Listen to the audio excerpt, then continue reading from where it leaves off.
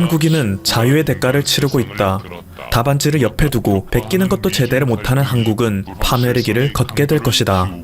불과 한 달 전까지만 해도 중국이 한국의 확산세를 비웃으며 한 발언입니다. 또한 중국에 방문했던 WHO 테드로스 사무총장은 세계는 최악의 사태를 막아준 중국에 감사하고 배워야 한다 라며 중국의 대응을 맹목적으로 칭찬하는 태도를 보이기도 했죠. 실제로 중국은 최근 들어 눈에 띄는 확산세가 보이지 않아 미국과 이탈리아, 스페인에 이은 4위까지 추락하는 모습을 보이며 자국의 대응 현황에 큰 자신감을 보이고 있었는데요. 이러한 중국 공산당의 주장을 전면 부인하는 통계가 속속히 드러나고 있어 화제가 되고 있습니다. 가장 눈에 띄는 것은 무증상 판정자의 증가입니다. 중국 당국에서는 지난 31일부터 이제 정부에서 발표한 통계에 무증상 판정자도 포함시키기로 했는데요. 이날 발표한 무증상 판정자가 1541명에 달했습니다. 이전까지 많아도 100명이 안 되는 증가세를 보였던 것에 비하면 1541명이라는 판정자는 엄청난 증가 수치인 것인데요. 심지어 홍콩의 사우스 차이나 모닝포스트 SCMP에서 보도한 바에 따르면 중국 정부가 숨기고 있는 무증상 판정자는 최소 43,000명에 이를 것이라고 하며 현재 중국은 전 세계를 상대로 사기 행각을 벌이고 있다고 주장했습니다. 그것을 반증하는 것은 현재 중국 당국의 여러 정책인데요. 중국이 회복 추세에 들었음을 과시하며 영업을 재개했던 각종 관광지, 영화관, 상업시설들이 또다시 문을 닫고 있기 때문이죠. 또한 중국 관영 글로벌 타임즈에 따르면 현재 베이징, 상하이, 산둥, 광둥성 등 각종 대도시의 학교들은 기약 없는 개학 연기를 발표했다고 합니다. 베이징의 경우 4월 13일부터 온라인 수업을 시작한다고 했죠. 미국 NBA에 버금가는 규모를 자랑하는 중국 프로농구 또한 현 사태의 위중함을 고려하여 무기한 연기를 발표하였습니다. 엎친 데 덮친 격으로 미국에서는 이제 중국을 향한 집단 소송이 플로리다주, 텍사스주, 네바다주를 중심으로 본격화되고 있습니다. 미국에서 피해를 입은 각종 사기업들이 중국 정부, 인민해방군, 중공연구소의 불법적이고 무책임한 행위로 인해 막대한 피해를 입었다며 손해배상을 요구하고 있는 것인데요. 그 규모는 최소 20조 달러, 한화로 2경 4천조 원에 육박하고 있습니다. 소송을 진행하는 당사자들은 이러한 물결이 미국뿐만 아니라 전 세계에서 동시다발적으로 일어나 정보를 은폐하는 것으로 모자라 책임을 전가하려 시도한 중국을 응징해야 한다고 주장하고 있죠. 일각에서는 지난 1월과 2월의 위성사진을 비교하며 중국이 지구의 대기오염에 얼마나 악영향을 끼치고 있었는지, 그리고 중국이 공장 가동을 쉬는 동안 대기 환경이 얼마나 깨끗해졌는지를 보여주고 있습니다. 때문에 이번 일을 계기로 중국의 발전을 완전히 저지해야 한다고 주장하기도 하죠. 이러한 상황은 일본도 크게 다르지 않습니다. 일본은 자국 내 현황을 나몰라라하고 오로지 도쿄올림픽을 성공적으로 개최하기 위한 노력만 함으로써 세계인뿐만 아니라 자국 내에서도 큰 비판을 면치 못했었는데요. 도쿄올림픽이 공식적으로 1년 연기 결정되자 그동안 가려져 있던 수많은 진실들이 드러나고 있습니다. 무엇보다 충격적인 것은 일본의 스포츠 선수들이 줄줄이 확진 판정을 받고 있다는 사실입니다. 이것은 지난 31일 일본의 데일리 스포츠에서 보도한 내용인데요. 계주 부문에서는 일본의 첫 메달리스트인 츠키하라 나오키, 야구 부문에서는 후지나미 신타로를 비롯하여 3명의 선수들, 축구 부문에서는 사카이 쿠토쿠 등 수많은 선수들이 판정자 명단에 오르고 있습니다. 이들이 그동안 접촉한 사람들은 수백 명에 이르기 때문에 자칫하면 올림픽이 배양 접시가 될지도 모른다는 경고가 실제로 벌어졌을지도 모르는 아찔한 상황을 연출했죠. 심지어 이러한 도쿄올림픽을 유치했던 것이 일본 측의 엄청난 로비에 의한 것이었다는 사실이 프랑스 검찰의 부패 수사에 의해 밝혀지고 있는데요. 지난 31일 로이터 통신에서 보도한 자료에 따르면 아베 신조 일본 총리가 이끄는 자민당과도 아주 가까운 관계이자 도쿄올림픽의 홍보, 스폰서 유치를 담당한 일본 최대의 광고회사 델스 측에서 도쿄올림픽 유치를 위해 IOC에게 뇌물을 공여했다고 합니다. 현재 확실하게 밝혀진 금액만 해도 100억 원 가량이며 앞으로 더 많은 자금이 탄로날 전망이라고 하죠. 광고회사 댄스는 아베 신조의 부인 아키에가 아베와 결혼하기 전 근무하던 회사로서 만약 프랑스 검찰에서 이 모든 비리를 다 밝혀낸다면 도쿄올림픽에 얽힌 아베 일가와 자민당 정권의 모든 커넥션이 탄로나는 역대급 스캔들이 터질 것이라고 예측하는 의견이 줄을 이루고 있습니다. 심지어 이렇게 공들여 준비한 도쿄올림픽이 1년 연기되면서 발생하는 모든 비용은 나라 빚으로 부담하게 되어 현재 일본 내에서는 엄청난 역풍을 맞이하고 있는데요. 일본의 올림픽 조직위원회에서 밝힌 바에 따르면 최대 4조 원에 달하는 비용 손실이 발생한다고 하는데, 이로 인해 일본은 곧 인플레이션 지옥에 빠질 것이라 우려의 시선을 보내는 언론의 기사가 쏟아지고 있습니다. 상황이 이렇게 되자 2011년 동일본 대지진으로 인해 민주당에서 자민당으로 전격 교체되었던 정권의 뿌리가 대대적인 위기를 맞이하고 있습니다. 하토야마 유키오 전 총리뿐만 아니라 고이즈미 주니치로 전 총리도 아베 신조에게 모든 비리와 실책에 대한 책임을 지고 물러나야 한다고 강력하게 주장하고 있으며, 일본의 프레지던트 온라인에서는 아베 정권의 위기 대응력은 느리고 초라해서 민주당의 지진 대책과 크게 다르지 않다라며 전격 비판하고 나섰습니다. 민주당의 위기 대응력을 공격하며 정권 교체를 성공한 아베도 결국엔 아무런 능력도 없음이 매일 증명되고 있기 때문이죠. 심지어 일본의 한 연구원은 자신의 트위터에서 이제 일본은 한국에게 국력으로 완전히 추월당했다 라는 글을 올리기도 했습니다. 그는 최근 물리연구나 국제회의 등 한국과 공동연구를 진행하면서 한국이 짧은 기간 내에 많은 성장을 하고 있다 느꼈다는데요. 이번 위기에 대한 대책을 통해 그 사실을 재확인하고 있다고 하죠. 그리고 일본의 국력 저하는 그 자체뿐만 아니라 아직까지 현실을 인정하지 못하고 자만에 빠진 자들로 인해 일본을 더 구렁텅이에 빠지게 만들 것이라고 경고합니다. 그리고 이 트윗을 접한 일부 네티즌들은 이제 일본은 끝나버린 느낌이 너무 강하다. 일본이 쇠퇴해가고 있는 속도가 뚜렷하게 나타나고 있다. 관광 산업에 기대하는 것 자체가 자국에는 이제 기대할 만한 산업이 없다는 것을 증명한다. 문제는 이러한 현실을 인정하지 못하는 사람이 너무 많다는 것이다. 능력적인 것도 그렇지만 사람으로서의 도덕심이나 윤리관이 이제 일본 원숭이라 불러도 반론하기 어려운 상황이다. 이번 사태가 지나가면 괜찮아질 것이라고 말하지만 과연 그런 때가 올지 의문이다. 그때는 이미 재건을 시도하려고 해도 재건에 필요한 기초국력 자체가 없어져 버렸지 않을까? 또한 전 세계로부터 신용을 잃어 아무도 일본을 믿지 않아 결국 석유를 비롯한 모든 원재료와 식량도 수입하지 못할 것 같은 예감이 든다 라며 일본의 현실을 절망적으로 보는 의견이 쏟아지고 있습니다. 한편 한국은 여전히 국제사회에서 큰 신뢰도를 쌓아가며 여러 국가로부터 러브콜을 받고 있으며 그동안 불리하게 짜이던 판도 갈아엎고 있는 상황입니다. 특히 미국의 경우 작년부터 이어지던 주한미군 방위비 갈등이 전면적으로 한국에게 유리한 조건으로 바뀌는 급물살을 타고 있습니다. 지난해 9월 시작된 실무 협상은 미국 측에서 이전보다 5배에 달하는 50억 달러를 요구함으로써 한국과 큰 의견 마찰을 빚고 있었는데요. 최근 한국이 미국을 1순위 의료지원 국가로 지정함으로써 미국 역시 한국에 대한 방위 분담금 요구 수준을 낮추고 협정 기간 역시 대폭 늘리는 조건을 제시했다고 합니다. 금액은 아직 정확하게 밝혀지지 않았지만 가장 최근의 협정 기간이 겨우 1년에 불과했던 것에 비해 이번에는 협정 기간이 5년으로 늘어나 만약 협상이 타결된다면 이제 한국과 미국은 5년 동안 같은 문제로 마찰을 빚을 일이 없어지게 되는 것이죠. 그리고 수많은 언론들에서는 이렇게 미국의 태세를 전환시킬 수 있었던 원동력은 양국과의 의리가 끝내 빛을 발했기 때문이라고 말하는데요.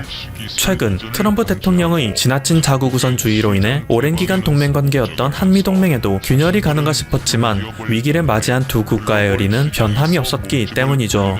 미국의 경우 세계의 수많은 국가에서 한국에 대한 입국 거부를 발표할 때 한국은 미국의 동맹이고 충분히 대처를 잘하고 있다는 판단에 끝까지 한국에게 입국 금지 조치를 취하지 않았습니다. 또한 한국은 미국의 사태가 악화되기 시작하자 그 어떤 나라보다도 미국을 1순위로 지원하겠다는 의지를 밝혔고 실제로 수많은 의료 물자를 보내고 있죠. 결국 이렇게 막상 위기에 처하자 서로를 우선적으로 돕는 모습에 그동안 자국 우선주의에 감춰져 있던 두 국가의 의리가 다시 드러났고 미국에서는 한국을 단순한 용병고용주가 아닌 혈맹국으로 재인지하고 있다는 분석입니다.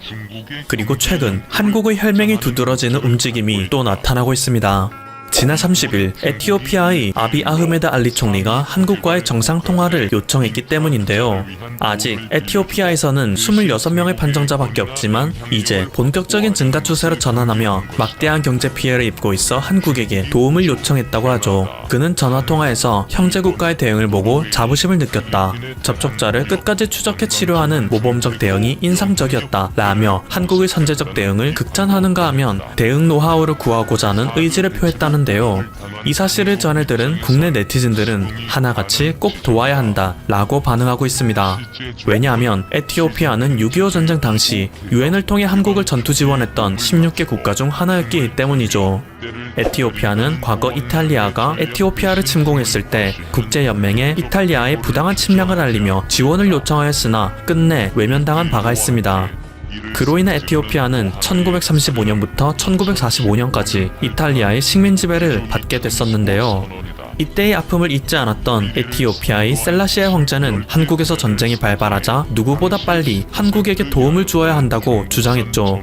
부당한 이유로 침략을 받는 나라가 있다면 반드시 도와야 한다 라며 국내에서 일부 반대하는 세력이 있었음에도 불구하고 1950년 8월 한국에 파병을 결정하였습니다. 에티오피아군의 정예부대를 할 수 있는 황실근위대에서 지원자를 뽑아 만든 강류부대를 향하여 셀라시아 황제는 다음과 같이 말했습니다. 가거라. 살아서 돌아올 생각을 하지 말고 전부 거기에 가서 모두 맹렬하게 싸워 전사하거라. 너희들의 죽음의 대가로 저들에게 자유라는 것을 안겨주어라. 우리 민족이 과거 이탈리아인들에게 무엇을 당했는지는 굳이 말하지 않아도 그 고통을 뼛속까지 알고 있을 것이다. 짐도 너희 모두도 잘 알고 있다. 그걸 알면서도 모른 척한다면 그것은 침략자들보다 못한 더러운 위선자일 뿐이다. 이렇게 황제의 명령으로 인해 한반도에 파견된 강류부대는 총 6,037명이 3개 대대로 나누어져 파병되었으며 121명의 전사자, 536명의 부상자를 낳았지만 단 한 명의 포로 없이 253번의 전투에서 전승하였습니다. 심지어 그들은 자신들의 월급을 모아 보화원이라는 보육원을 차렸고 전쟁에서 발생한 고아들을 보살피기도 했죠. 이후 그들은 대한민국과 미국의 부대 표창을 모두 수여받았는데요. 이때의 의리를 잊지 않은 한국의 네티즌들이 에티오피아의 도움 요청은 반드시 들어주어야 한다고 강력 주장하고 있는 것이죠. 현재 전 세계에서 한국과의 의리를 지킨 미국, 루마니아, 아랍에미리트 등의 국가는 이미 발빠른 지원을 받으며 사태를 통제하는 중이고 한국의 우선순위에 들어있는 다른 국가들 역시 하나둘 지원을 받으며 사태를 진압해 나갈 것입니다. 때문에 유럽의 수많은 국가들도 한국에 줄 서는 모습을 보이는 거죠. 반대로 한국을 무시하기만 했던 국가들, 중국, 일본, 베트남, 스웨덴 등의 국가는 점점 걷잡을 수 없는 사태 악화를 손 놓고 지켜보고 있기만 하고 있습니다. 과연 이번 사태가 모두 진정되고 난 후 전 세계의 질서는 어떻게 재편되어 있을지 귀추가 주목됩니다. 지금까지 퍼플튜브였습니다. 여러분의 구독과 좋아요 그리고 알림 설정은 콘텐츠 제작에 큰 힘이 됩니다. 감사합니다. 코로나19의 전 세계적 창궐로 다수 국가가 혼란을 겪고 있는 가운데 감염병에 성공적으로 대응하고 있다고 평가받는 한국에 각국의 헬프콜이 쏟아지고 있다. 이에 정부는 이들 국가의 진단키트 수출은 물론 방역 대책을 전수하고 전문가를 파견하는 등 지원을 이어가고 있다. 한국의 지원에 많은 국가가 긍정적 반응을 보였는데 특히 우즈베키스탄은 한국을 진정한 친구라고 표현하며 깊은 감사를 표했다. 9일 JTBC는 우즈베키스탄 부총리가 최근 현지 한국 대사에게 감사 인사를 건넸다고 보도했다. 현지 방역당국은 한국의 진단 방식과 대책 등을 적극적으로 따르고 있는 것으로 전해졌다. 한국의 이 같은 지원에 우즈베키스탄 부총리는 현지 한국 대사에게 누가 진정한 친구인지 이번에 확실히 알았다며 뜻깊은 메시지를 전하기도 했다. 이는 단순히 감사하다는 메시지를 넘어 앞으로도 한국과 지금처럼 우호적 관계를 이어나가고 싶다는 뜻으로 풀이된다. 우즈베키스탄은 한국과 1992년 수교 이후 정치, 외교, 문화 다방면에서 주권만한 관계를 이어왔다. 중앙아시아 국가들 중 대표적인 친한 국가로서 현지에서 K-팝, K-뷰티 등이 크게 유행하는 등 한국에 대한 관심이 지대하다. 한국은 우즈베키스탄 무비자 입국을 허용해준 지구상에서 몇 안 되는 국가이기도 하다. 한국에서도 우즈베키스탄은 미녀의 나라, 장인어른의 나라 등으로 여겨지며 긍정적인 이미지를 가진 우호적 국가다. 한편 우즈베키스탄의 코로나19 자문을 위해 파견돼 4주 만에 한국에 돌아온 최재욱 고려대 의과대 예방의학과 교수가 정부와 논의해서 필요하면 다시 가겠다는 의사를 밝혔다. 최 교수는 26일 오후 3시 44분쯤 우즈벡 정부가 마련한 특별기를 타고 인천국제공항에 도착했다. 이후 공항 방역 절차를 거친 뒤 오후 4시 25분쯤 도착 게이트를 통해 나왔다. 이날 최 교수가 타고 온 특별기에는 한국 국민 190여 명과 제3국 국민 50여 명도 함께 탑승했다. 한국과 우즈벡을 오가는 민간 항공편은 지난 1일 중단됐지만 이번 특별기가 마련된 덕분에 함께 귀국할 수 있게 된 것이다. 최 교수는 우즈벡의 코로나19 현황에 대해 전체적으로 상황이 좋다며 확진자 숫자가 2,000명을 넘지 않고 있고 사망률도 0.4%도 미치지 않고 있어 상황을 좋게 보고 있다고 말했다. 최 교수는 앞서 한국의 방역 노하우를 배우겠다는 우즈벡 정부의 요청에 따라 지난달 말 파견됐다. 우즈벡 정부는 최 교수를 코로나19 국가자문관으로 임명하고 역학조사와 생활치료센터 운영 등에 대한 자문을 구했다. 최 교수는 우즈벡에 2주간 머물 예정이었으나 2주를 더 연장해 총 4주간 머물렀다. 최 교수는 우즈벡 정부에서 요청한 것도 있고 더 협조해야겠다는 생각에 남게 됐다고 설명했다. 그러면서 필요하면 다시 돌아갈 것이라고 덧붙였다. 최 교수는 샤프카트 미르지요예프 우즈벡 대통령 등이 현재 코로나19 예방을 위해 효과적으로 노력하고 있다며 조만간 극복할 것이라고 믿는다. 자문관으로 참여해 영광이었다고 말했다. 이날 귀국한 최 교수는 공관을 통해 격리 면제서를 받았다. 그는 향후 병원 복귀와 관련해선 검사 결과가 음성이 나와야 돼서 일단 결과를 보고 판단하겠다고 밝혔다. 이 특별기에는 최 교수를 포함해 한국 국민 194명, 일본인 16명, 미국인 13명, 호주인 6명, 필리핀인 6명, 영국인 3명, 싱가포르인 3명, 몽골인 2명, 캐나다인 2명, 파키스탄인 1명, 뉴질랜드인 1명, 우즈베키스탄인 1명이 탑승했다. 이들은 도착 뒤 2주 동안 자가격리를 해야 돼 별도의 이동 통로를 통해 공항을 빠져나갔다. 우즈벡 특별기는 비양편에 우리 정부가 인도적 지원으로 제공하는 코로나19 진단 키트 2만 회분을 싣고 돌아갈 예정이다. 아울러 임상 관련 자문을 위해 윤승주 고려대 교수도 특별기 귀양편에 오른다. 우즈베키스탄과 한국은 오랫동안 활발한 경제적 교류를 하며 많은 성과를 이뤄냈습니다. 2018년 11월 우즈베키스탄 정부의 공식 인가로 출범한 주한 우즈베키스탄 무역대표부가 대한민국 정부의 산업통상자원부로부터 공식적으로 허가를 받고 사단법인 한 우즈베키스탄 비즈니스 협회로 새롭게 시작하게 되었습니다. 산업통상자원부 산하 사단법인 한 우즈베키스탄 비즈니스 협회는 대한민국과 우즈베키스탄 양국의 무역 증진과 교류 활성화를 통하여 국가 경제 발전의 중추적인 플랫폼 역할을 수행하기 위하여 설립하게 되었습니다. 2018년 11월 주한 우즈베키스탄 무역대표부가 설립되면서 양국 경제 협력과 무역 증진에 많은 노력을 기울여가며 발전해 왔습니다. 이러한 기반을 바탕으로 근본 설립되는 한 우즈베키스탄 비즈니스 협회에서는 대한민국의 우수한 기업들이 떠오르는 실크로드의 중심 국가인 우즈베키스탄 신흥시장 진출을 안정적으로 진출할 수 있도록 공인된 공신력과 함께 강력한 정부 네트워크를 통하여 적극적으로 지원해 나갈 예정입니다. 양국 정상 및 정부, 민간 기업들의 지속적인 교류 및 우즈베키스탄 정부의 적극적인 경제개발 정책 등으로 인해 새로운 기회의 땅인 우즈베키스탄에는 향후 10년 이상 양질의 사업 기회들이 나올 것으로 예상되고 있습니다.